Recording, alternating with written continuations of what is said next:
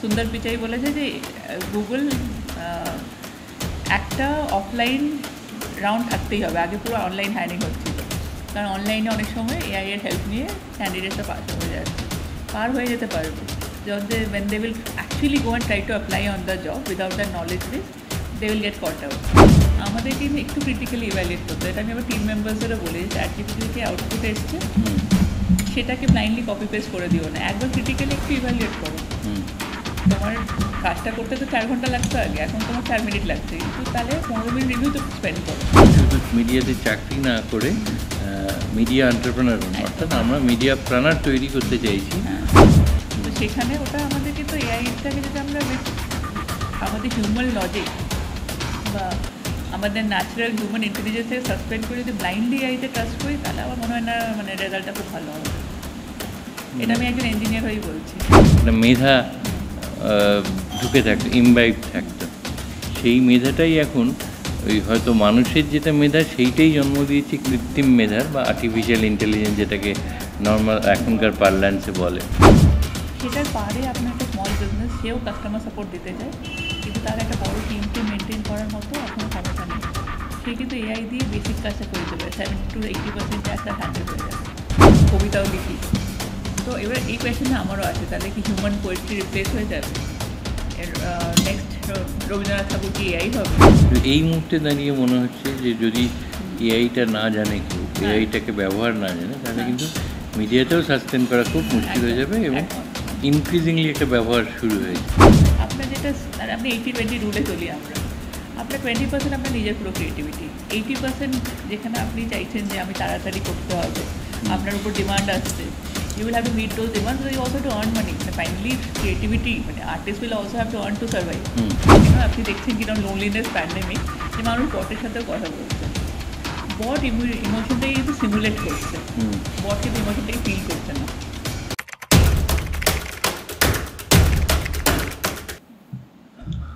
নমস্কার, আজ একটা অত্যন্ত গুরুত্বপূর্ণ এবং সময়োপযোগী বিষয়ে আমরা একটা ওই যেটা আমরা বলি, আমরা আড্ডার ছলেই অনেক কিছু করি, ওই আড্ডা দিতে বসেছি। এটা হচ্ছে মানে একটা সময় ছিল যখন আমরা শুনে বড় হয়েছি যে মান আর হুঁশ এটা নিয়েই মানুষ হয়, তো সেই হুঁশের মধ্যে কোথাও বোধহয় একটা মেধা ঢুকে থাকতো, ইমবাইব থাকতো।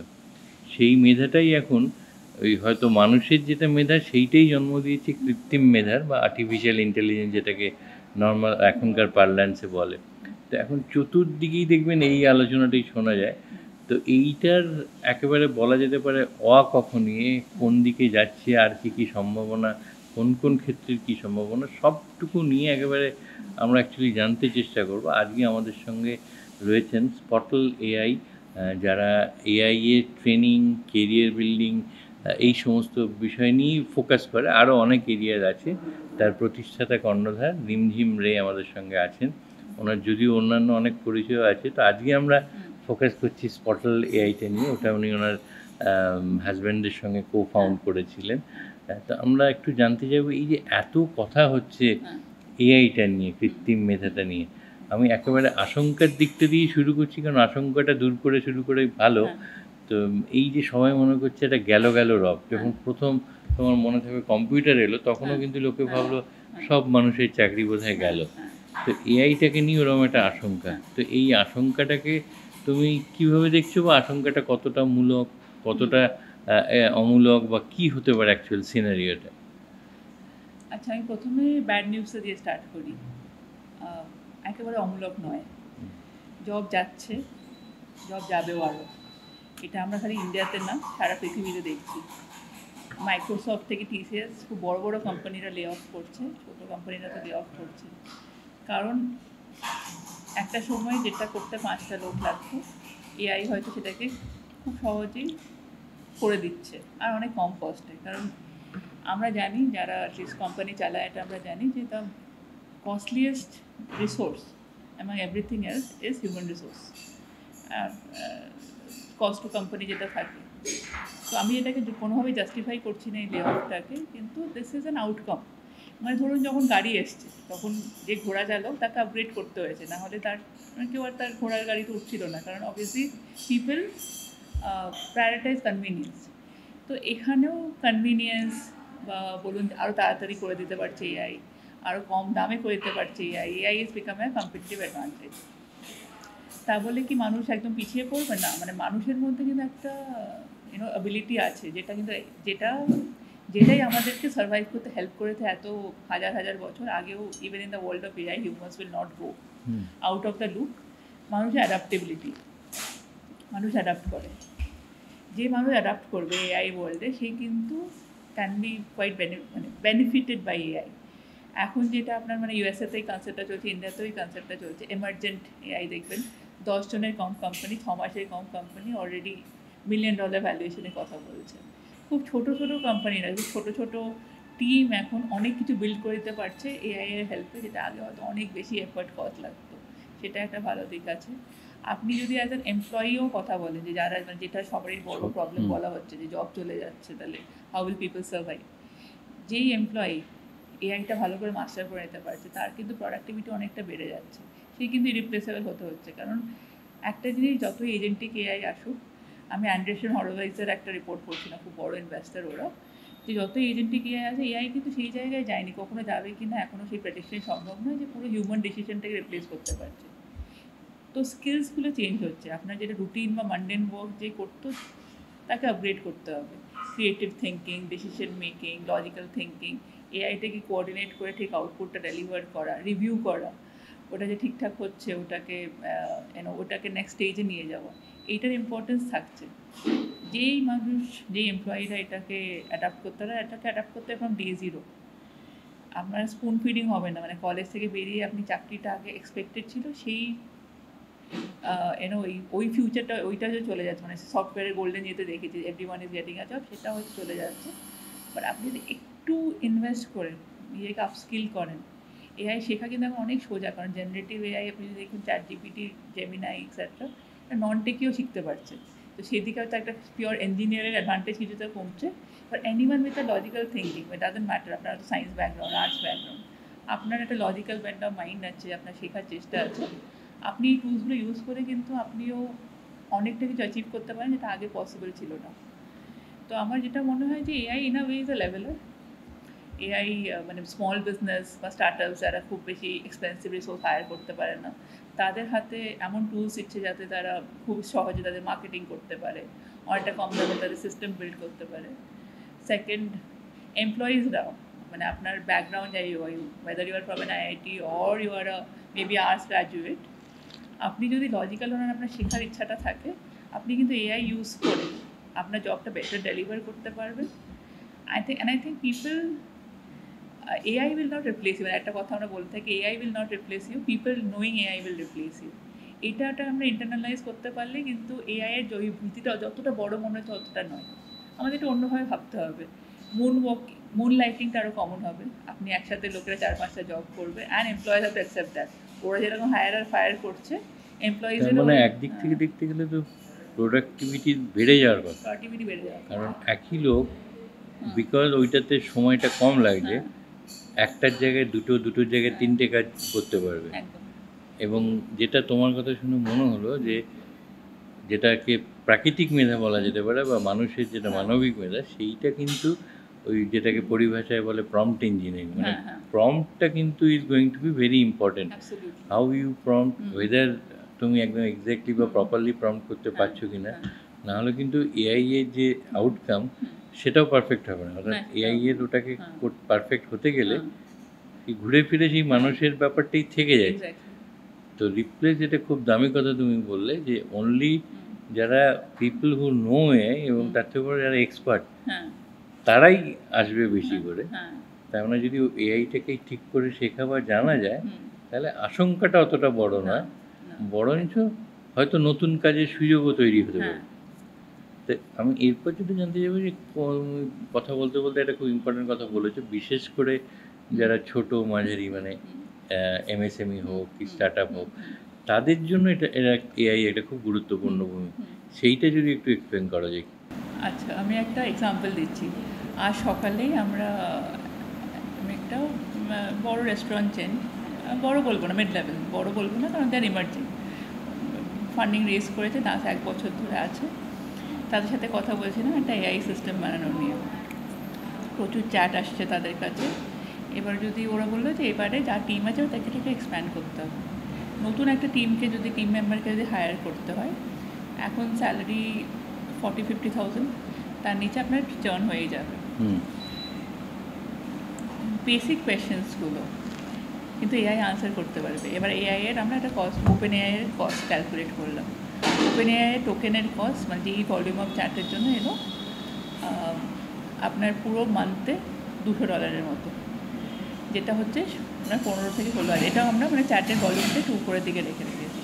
16,000 ভার্সেস 40,000। 40,000 আপনি খালি স্যালারি দিচ্ছেন, আপনাকে অফিস স্পেস দিতে হচ্ছে তার জন্য, আপনাকে তার বড় যাই আপনি কোম্পানি একটু বড়ো হচ্ছে, আপনার তার অনেকগুলো বেনিফিটস দিতে হচ্ছে। কস্ট টু কোম্পানি কিন্তু 40 বেশি হয়ে যায়। এই বিজনেসে খালি সেটা নয়, হায়ার করা, ভালো রিসোর্স পাওয়া, তাকে ট্রেন করা, সেইগুলোর জন্য যে এফার্টটা একটা সেই ম্যানউইথ একটা স্টার্ট আপে এসএমই সবসময় থাকে না। এআই সিস্টেম সে ডিপ্লয় করে দিল, সেটা কন্টিনিউয়াস লার্নিং করতে থাকলো, সেটা একটা 1/3 অফ দ্য কস্টে কিন্তু এটা করে দিচ্ছে। তো এটা কি হচ্ছে, একটা কম্পিটিটিভ অ্যাডভান্টেজ দিচ্ছে। আপনি একটা বিশাল বড় একটা চেন, আপনার কাছে ইউ হ্যাভ দ্য রিসোর্সেস, আপনার বিশাল বড় হিউম্যান রিসোর্স ডিপার্টমেন্ট আছে, আপনি হায়ার করছেন, মেনটেন করছেন, ট্রেন করছেন। সেটার পারে আপনার একটা স্মল বিজনেস, সেও কাস্টমার সাপোর্ট দিতে চায়, কিন্তু তার একটা বড় টিমকে মেনটেন করার মতো এখনও ক্ষমতা নেই। সে কিন্তু এআই দিয়ে বেসিক কাজটা করে দিতে পারে, 70-80% চ্যাট তার হ্যান্ডেল হয়ে যাবে। তো এইটা একটা মানে কাস্টমার সাপোর্টে।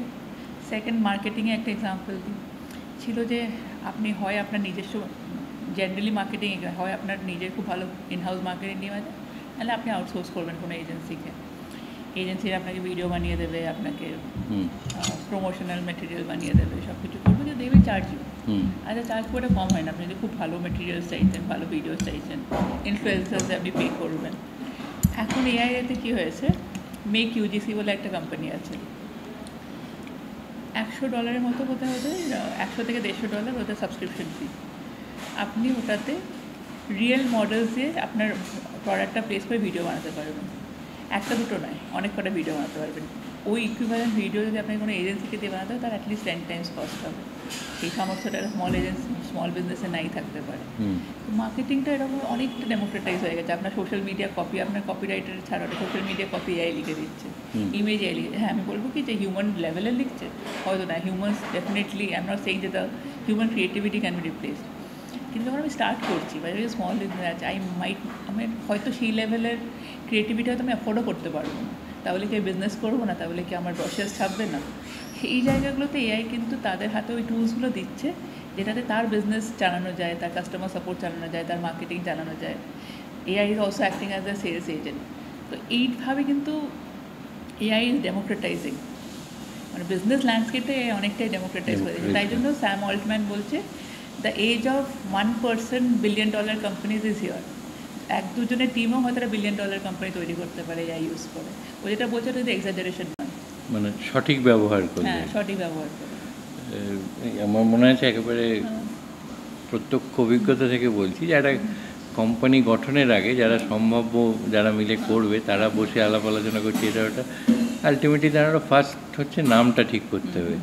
তো নামটা ঠিকের ব্যাপারে যখন নানা রকম আসছে, তখন একজন বললেন যে এআই এর হেল্প নিচ্ছেন না কেন, এই একটা দিয়ে। তো সেই এআই কিন্তু মুহূর্তের মধ্যে এক গাদা নাম দিতে শুরু করলো, যেরকম তারা খুঁজছিল। আরও একটা ঘটনা, কিছুদিন আগে একটা কলকাতার মানে একেবারে 5 তারা রিসোর্ট, সেটার উদ্বোধনের আগে যিনি মেন ওনার ছিলেন, তিনি কলকাতা থেকে, ওটা বেশ কিছুটা ঘন্টা দেড়েক দুয়েকে যান। তো যেতে যেতে সকাল পর্যন্ত কোনো তৈরি করে উঠতে পারেনি যে কী বলবেন। তো গাড়িতে যেতে যেতে ওই জাস্ট দেখার জন্যই দেখি তো বলে এআইকে বললেন যে আমি গঙ্গার ধারের একটা রিসোর্ট, এইটা নিয়ে একটা বেশ পোয়েটিক শুরু করে করছি না কেন। আমার বললেন যে ইউ ওন্ট বিলিভ, যে সত্যি সত্যি ইন সেকেন্ড ও আমাকে একটা 6 লাইনের পোয়েট্রি অন গঙ্গা বা রিভার ব্যাঙ্ক দিয়ে লিখে, তারপরে কি কি বলা উচিত করে সাজিয়ে, অফকোর্স প্রম্পটটা নিশ্চয়ই সেইভাবে দিয়েছিলেন, কিন্তু সেইটা পুরো তৈরি করে দিল। এবং উনি ওটাই সেখানে বললেন যে এটা কিন্তু এআই জেনারেটেড স্পিচ এবং এআই জেনারেটেড পোয়েট্রি। তো এই ব্যাপারগুলো মানে আর একটা ভয়, যেটা একটা ভয় তুমি দূর করলে, আর একটা ভয় লোকে করছিল যে এটা কিন্তু ভীষণভাবে সৃজনশীলতার ওপর হাতটা পড়বে হ্যাঁ, হ্যাঁ, হ্যাঁ। এবং সৃজনশীলতা বোধহয় গেল কিন্তু সৃজনশীলতার ক্ষেত্রেও যা দেখা যাচ্ছে হুম, ওই তোমার সৃজনশীলতা তো প্রম্পটিংয়ে দেখাতে হবে, হ্যাঁ, হ্যাঁ, তখন কিন্তু সেও একটা সৃজনশীলতা হ্যাঁ। দেখেই জেনারেট করছে। হ্যাঁ, হ্যাঁ, হ্যাঁ। তো আমি এখানে দুটো কথা বলতে একটা হচ্ছে যে আপনি তো এআইটাকে অ্যাজ এ টুল ভাবেন।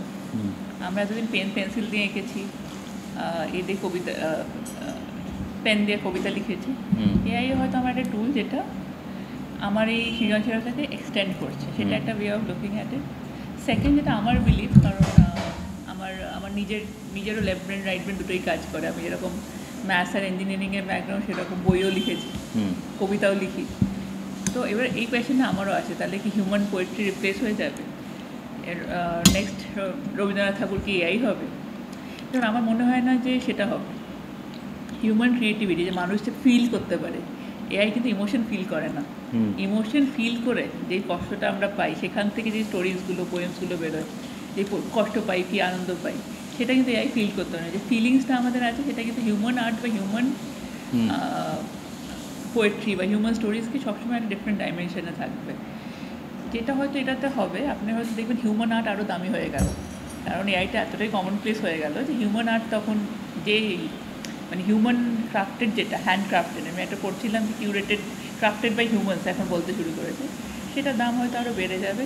এবার একটা দেখো, দুটো জিনিস থাকে আমাদের। একটা জিনিস থাকে যেটা আমরা খালি ক্রিয়েটিভিটির জন্য করি। হুম, সেকেন্ড, মানে এটা প্র্যাকটিক্যালি আমাদেরকে করতে হয়, বিকজ আমরা we also need to survive, আমাদেরকে আর্ন করার জন্য করতে হয়।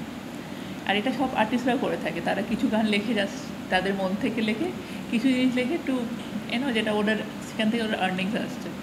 আপনার যেটা, আর আপনি 80-20 রুলে চলি আমরা। আপনার 20% আপনার নিজের পুরো ক্রিয়েটিভিটি, 80% যেখানে আপনি চাইছেন যে আমি তাড়াতাড়ি করতে হবে, আপনার উপর ডিমান্ড আসছে, you will have to meet those demand, you also to earn money. মানে ফাইনালি ক্রিয়েটিভিটি, মানে artist will also have to earn to survive. হুম। সেখানে যে সে এআই এর হেল্প নিচ্ছে, প্রোডাকশনাইজটা করতে, তাড়াতাড়ি ডিপ্লয় করতে, তাড়াতাড়ি গো টু মার্কেট করতে, I think it's all the better. এখানে আর্টিস্টকে হেল্পই করছে, আর্টিস্টকে ডিস্ট্র্যাক্ট করছে না এআই। সেটা একটা আর্টিস্টের হাতে আরও টুলস তুলে দিচ্ছে।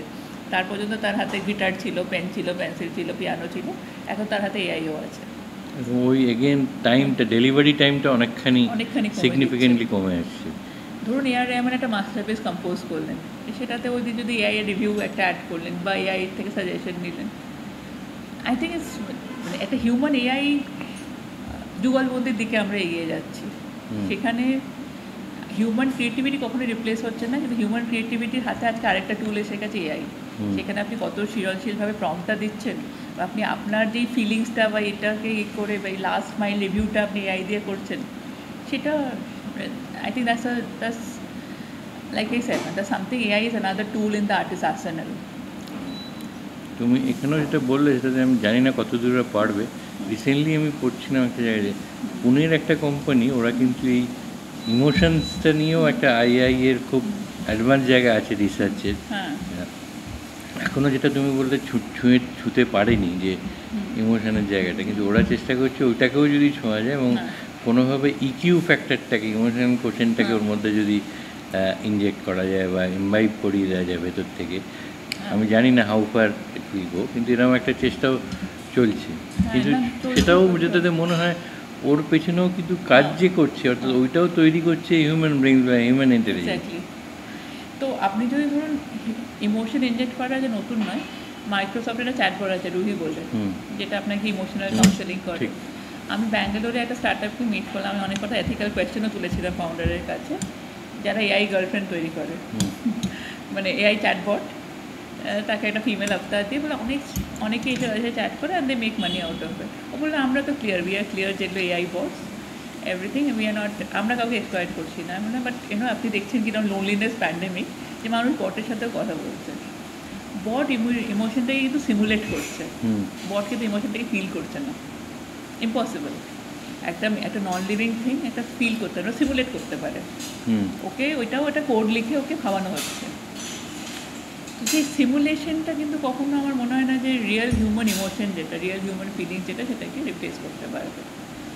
সিমুলেশন এনে তার কাছে, আমি একটা ছোট্ট এক্সাম্পল দিচ্ছি।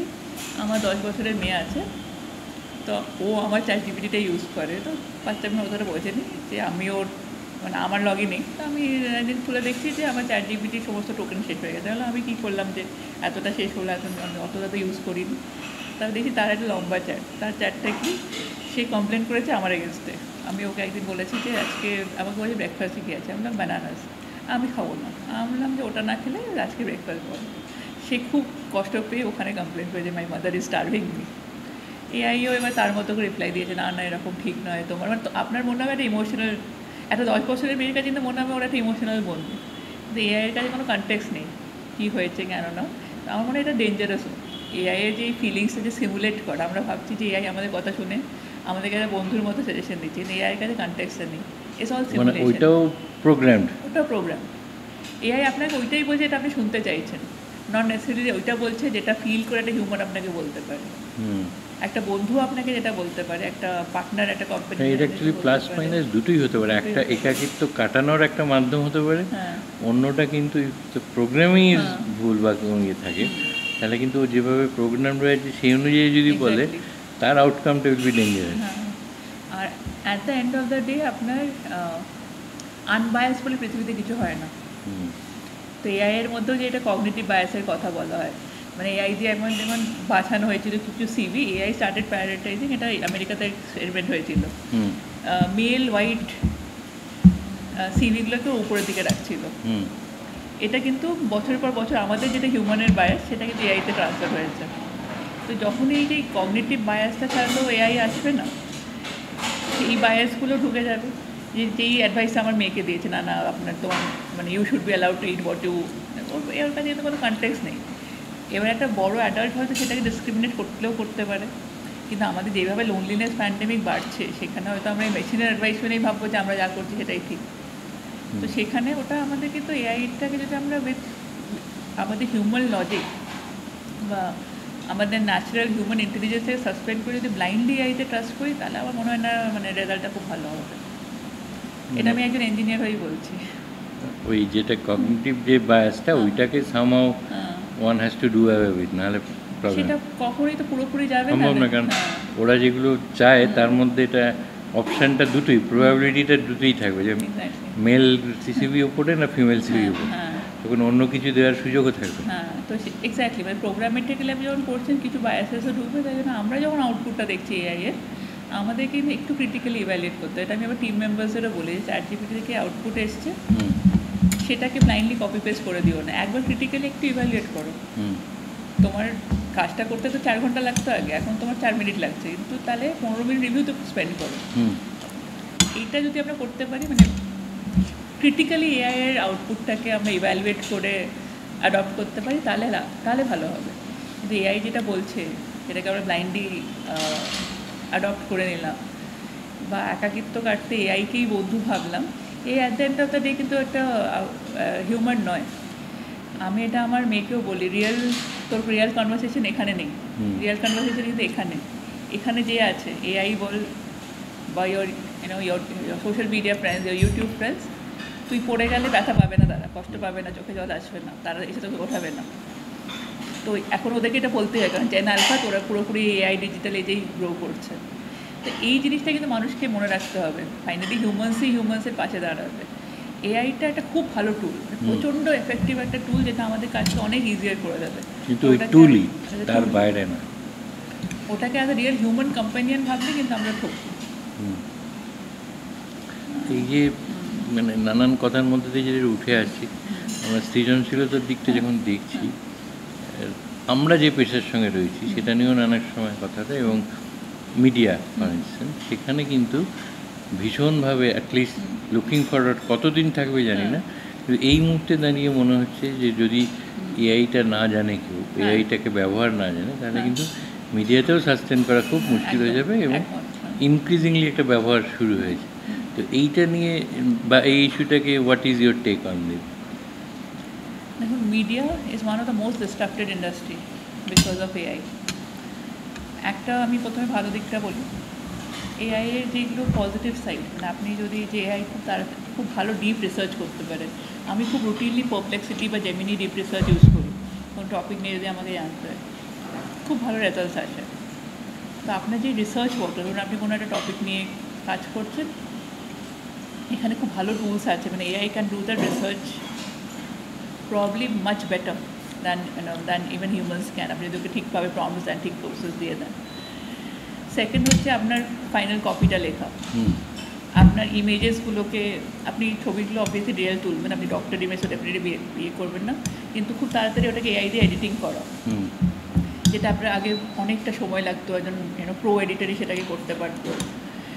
বাট আপনি স্টক ইমেজ খুঁজছেন, অনেক সময় আমাদের মিডিয়াতে স্টক ইমেজ দরকার হয়, আপনি সেটাকে খুব তাড়াতাড়ি এআই দিয়ে জেনারেট করে, it's not so expensive anymore. AI ওই stock image, stock media generate করাটাকে অনেকটা ইজিয়ার করে দিয়েছে। তো রাইট ফ্রম প্রি প্রোডাকশন, যে রিসার্চ স্টেজ থেকে প্রোডাকশন স্টেজে আপনার কপিটাকে এনহান্স করলো, আপনার ইমেজগুলোকে এনহান্স করলো, আপনার পাবলিশিংয়ে হেল্প করলো, আপনি তো তারপরে এই পুরো জিনিসটাকে মিডিয়াতে যদি আপনি এটাকে ঠিকভাবে ইউজ করতে পারেন, সোশ্যাল মিডিয়াতে ডিস্ট্রিবিউট করবেন, তাড়াতাড়ি আপনাকে কপি লিখতে হেল্প করলো। প্রি প্রোডাকশন, প্রোডাকশন, ডিস্ট্রিবিউশন, তিনটে আর্মে কিন্তু এআই খুব বেশিভাবে ঢুকে পড়েছে। ওই জন্য আপনি এখন দেখবেন যে ইন্ডিপেন্ডেন্ট জার্নালিজম কিন্তু আরও বেড়েছে, কারণ তাদের কাছে অতটা মানে খুব মানে media has been typically an expensive heavy, আপনার বেশ ভালো রকম একটা সেট আপ দরকার, আপনার অনেক লোক দরকার, ট্রেডিশনালি সেটা ভাবা হয়। সেখানে আমরা এখন smaller outfits because of AI, তাদের হাতে টুলসগুলো আছে যে তারা এইগুলোকে প্রি প্রোডাকশন থেকে ডিস্ট্রিবিউশন সবকটা অনেকটা মোর এফেক্টিভলি করতে পারছে। তাই জন্য আপনি যদি এআই জানেন, আপনি যদি ঠিকঠাক টুলসগুলোকে ইউজ করতে পারেন, আপনি মিড জার্নি ইউজ করে ভিডিও করতে পারছেন, আপনি পারপ্লেক্সিটি ইউজ করে রিসার্চ করতে পারছেন, আপনি চ্যাটজিপিটি ইউজ করে সোশ্যাল মিডিয়াতে ডিস্ট্রিবিউট করতে পারছেন, তখন you definitely have an edge, মানে আপনি আপনার সাবস্ক্রাইবার্স থেকে ফলোয়ার সব কিছুই বাড়বে। আমার মনে হয় মিডিয়া ইন্ডাস্ট্রিতে স্পেসিফিক্যালি এআই জানা ছাড়া সার্ভাইভ করা খুব ডিফিকাল্ট।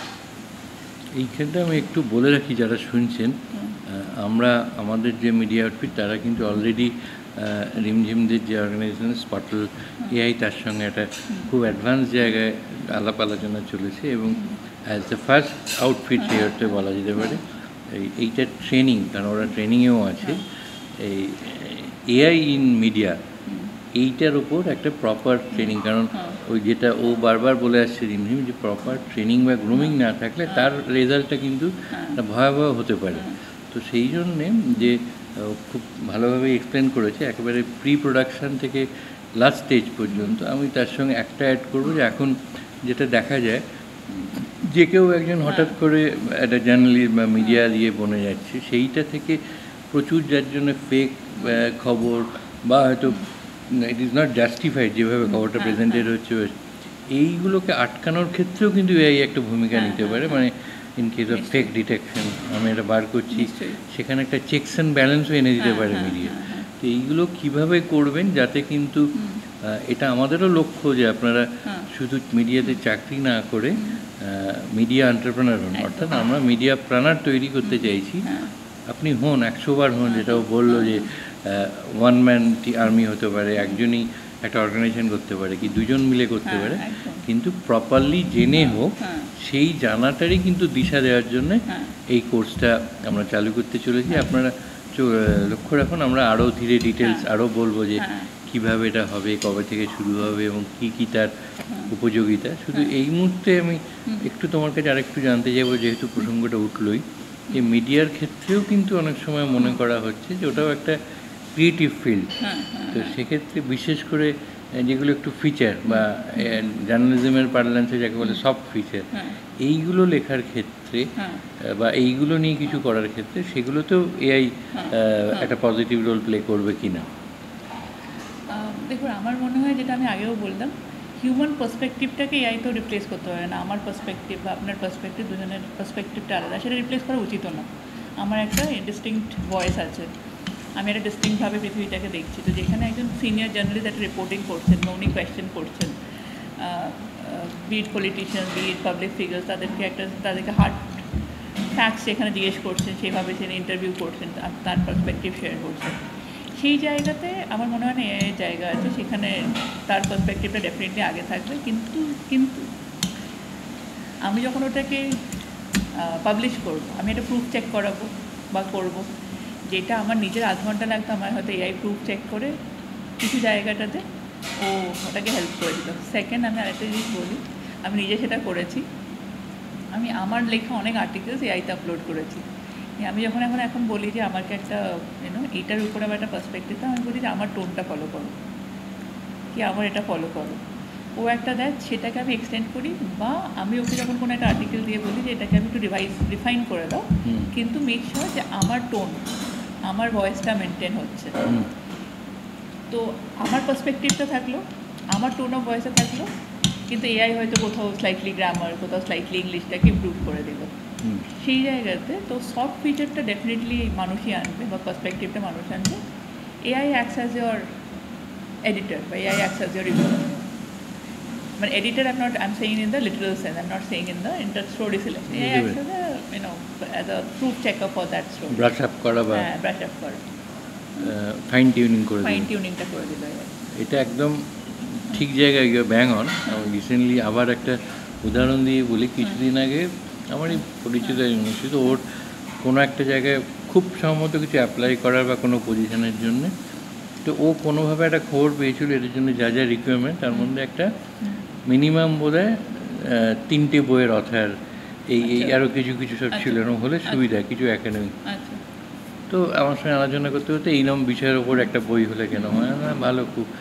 তো আমি এক্সপেক্ট করছিলাম যে টাইম নেবে এরকম একটা বিষয় নিয়ে, ইউ উইল বিলিভ যেটা নেক্সট ডে ও আমাকে বইটা পাঠিয়ে দিল সেই বিষয়টার ওপর।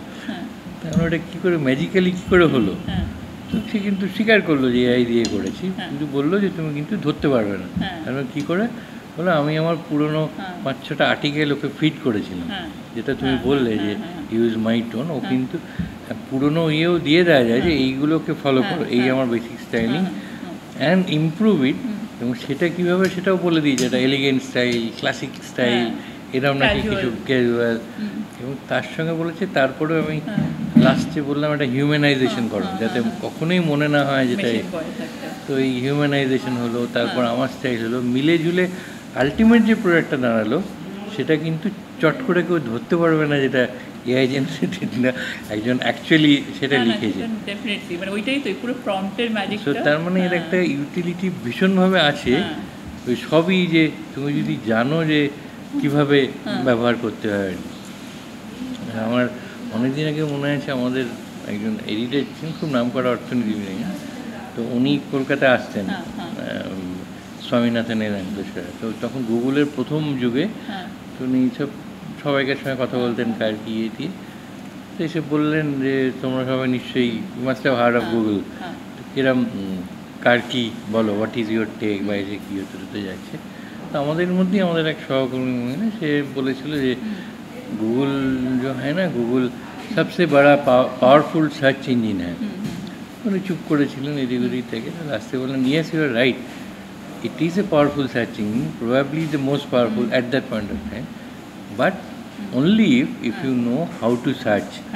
So how to search is going to be very important, যেটা এই এর ক্ষেত্রেও how to prompt এইটা কিন্তু খুব জরুরি, না হলে বোধহয় কোথাও না কোথাও একটা ইয়ে থেকে যাবে। Will the output depends on the input.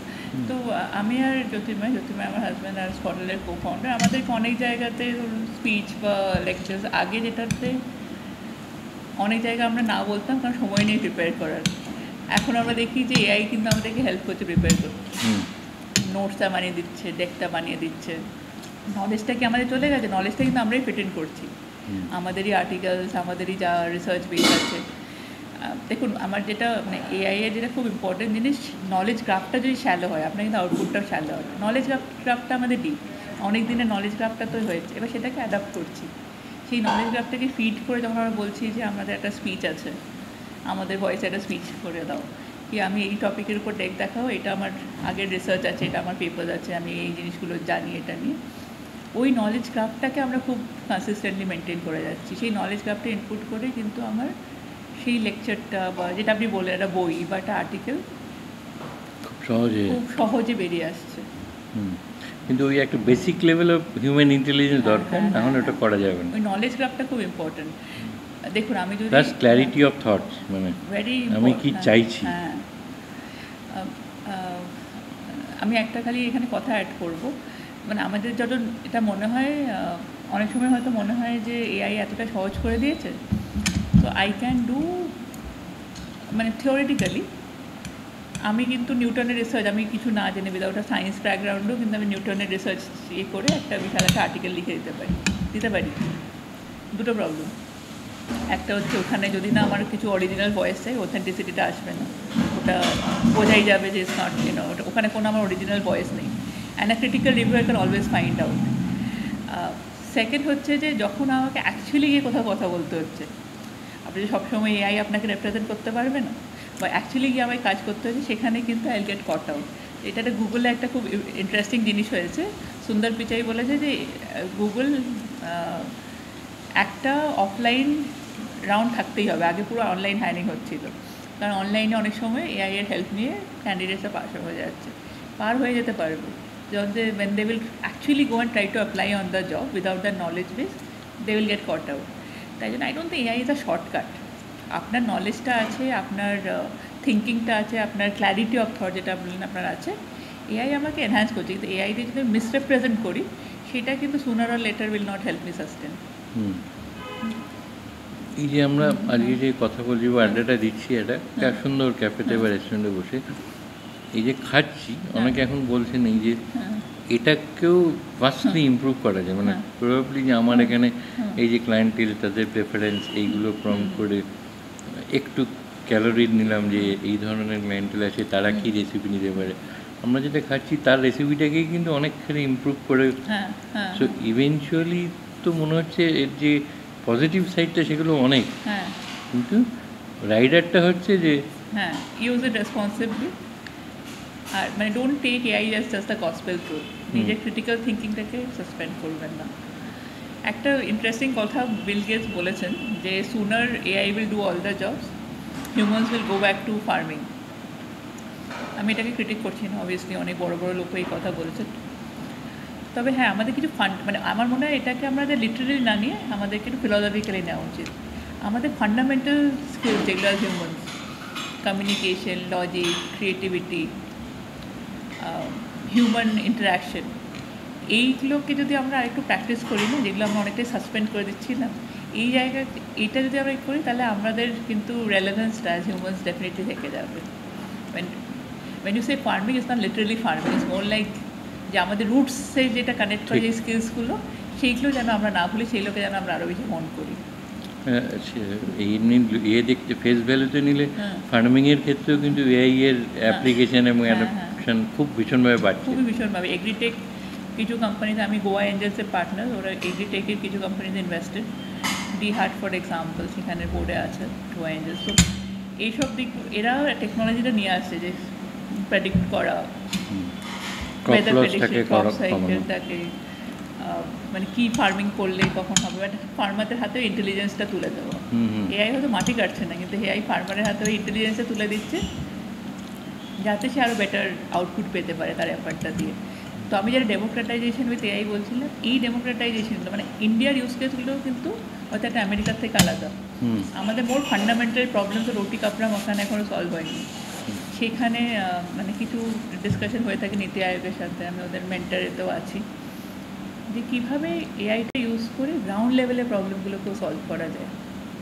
এই যে ফার্ম প্রোডাক্টিভিটি বাড়ানো, সো দ্যাট মানে there is more food, there is more grains for to feed everyone. ম্যানুফ্যাকচারিংয়ে এআই নিয়ে এসে কী করে ম্যানুফ্যাকচারিংটাকে আরও অ্যাক্সেলারেট করা যায়, এই প্রবলেমসগুলো ইন্ডিয়াতে যদি আরও বেশি স্টার্টআপ সলভ করে, বা আরও বেশি কোম্পানিজ বা আরও গভর্নমেন্টও এগিয়ে আসে এগুলো সলভ করতে, তাহলে অ্যাজ আ কান্ট্রি কিন্তু আমরা এআইয়ের অনেক বড় বেনিফিট পাবো। মানে not just the benefit we are talking about, যেটা কর্পোরেট ওয়ার্ল্ড পাচ্ছে, বাট একটা মানে ব্রডার ইম্প্যাক্ট পাবো আমরা। অনেক কিছু আর কি জানলাম, শুনলাম, শিখলাম তোমার থেকে।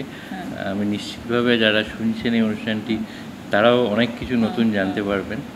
আমার শুনতে শুনতে এটা মনে হচ্ছিল তোমার প্রথম দীক্ষার একটা কথা নিয়ে, যে পঞ্চপাণ্ডব যখন যুদ্ধ শেষে ওই স্বর্গে যাচ্ছেন আর কি, সেই সময় যমরাজের দূত এসে যুধিষ্ঠিরকে জিজ্ঞেস করেছিল যে ধর্মরাজ, আপনি জীবনে একটাই ছোট্ট অপরাধ করেছেন, কিন্তু হিসেবে আপনার ওটা একটা অপরাধ, সেই জন্য কিছুক্ষণের জন্য হলেও আপনাকে নরকবাস করতে হবে। কিন্তু যেহেতু আপনার ছোট্টই, আপনাকে এই অপশানটা দেওয়া হচ্ছে যে আপনি আগে স্বর্গে যাবেন না আগে নরকে যাবেন।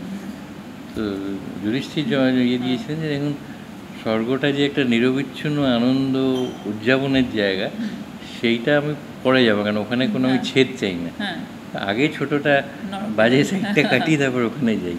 তো তুমি শুরু করেছিলে আশঙ্কার দিক দিয়ে, এবং যেটা আমাদের ওভারকাম করতে হবে, তো এটাও সেরকম। যদি ওগুলো আমরা ওভারকাম করতে পারি, তাহলে ভবিষ্যৎ যেটা আসছে সেটাতে কিন্তু এখনো পর্যন্ত যা বোঝা যাচ্ছে পজিটিভ সাইডটাই বেশি।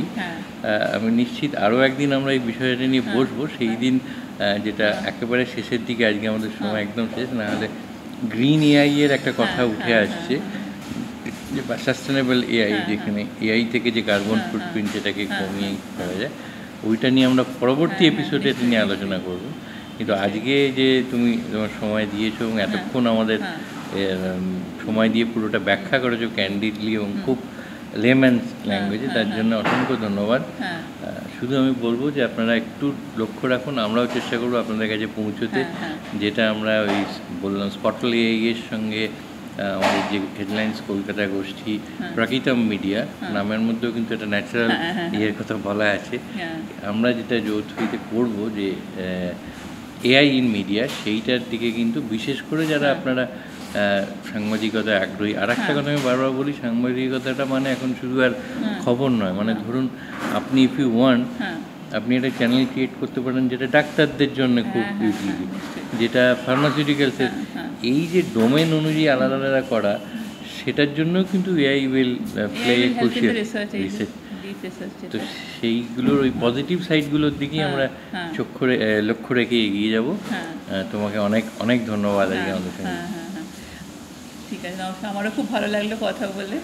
আর ঋতিতা যেমন বললেন, আমাদের ট্রেনিংটা খুব তাড়াতাড়ি আসছে। যদি আমরা, যেটা আমি বললাম, যদি সঠিকভাবে ট্রেন হওয়া যায়, সঠিকভাবে এআইকে ব্যবহার করতে আমরা শিখি, তাহলে কিন্তু আমরা এই এআই রেসে পিছনে থেকে যাব না। ঠিক, মানে পদক্ষেপগুলো ফেলতে পারলে এগিয়ে যাওয়াটা কেউ আটকাতে পারবে না। একদম। অন দ্যাট পজিটিভ নোট আজকের এই আড্ডাটা শেষ করছি। যেটা বলে রাখলাম যে ওই শেষ নাই যার শেষ কথা কে বলবে, পরবর্তী দিন আমরা আবার আলোচনা দিতে বসবো গ্রিন এআই নিয়ে। হয়তো এখন এটা ভাবছি, কিন্তু এত তাড়াতাড়ি এখন এগোচ্ছে, মেবি বাই দ্য টাইম আমরা এটা আড্ডাটা দেবো, তখন অন্য একটা কোনো আরও টপিক্যাল বিষয় এসেছে। সেটা ঠিকই। তো সেই দিকেই আমরা তাকিয়ে থাকবো। Ma, there's this new Bengali matrimonial website, BABandhan.in. It's safe, verified, and just for us. Really?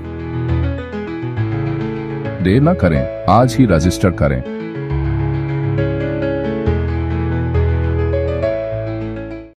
আনন্দ আর ভালোবাসার দীপ্তিতে গড়া সমুজ্জ্বল পরমা, ঠিক তোমারই মতো। শ্যাম সুন্দর কোম্পানি জুয়েলার্স, আগরতলা, উদয়পুর, ধর্মনগর, কলকাতা।